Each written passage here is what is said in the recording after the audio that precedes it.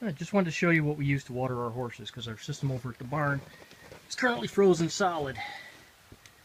This unit here has actually been a really good system.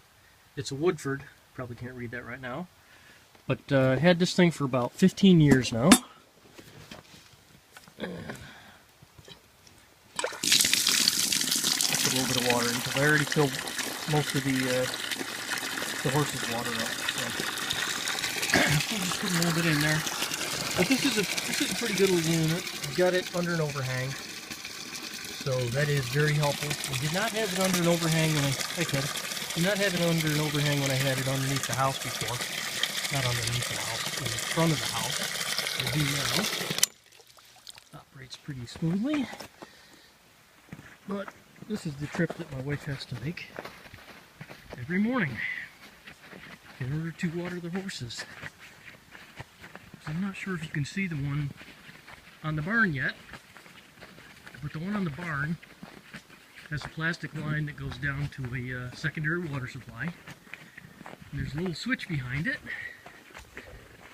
Let me just park this bucket for a second and I'll show you. So this here would normally have there's a crank that sits up on the top, but it's just decorative. There's a plastic pipe that goes in here, runs all the way down through, and then there's a little hump in it somewhere, unfortunately, and that has frozen, so that won't work. Right, Ted? That's why we're walking the water all this distance. We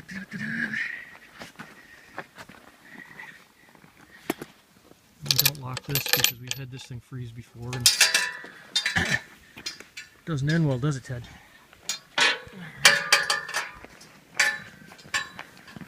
Hey, Clouds. How you doing, buddy? Yeah, I can see you're not going far from home.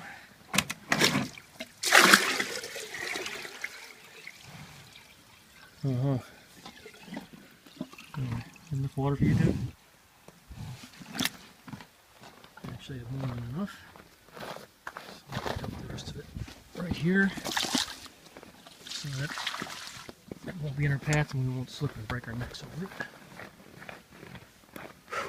That is a heated bucket, by the way. The water doesn't magically stay in there. So much easier when you're using two hands. You're gonna have to trust me on this. There, that's better. Right, Ted? Dude, you look cold. You should stay inside. So that's the walk my wife has to make every morning when she's watering the horses. I just did it just to demonstrate the outdoor cold weather faucet, or whatever you want to call it.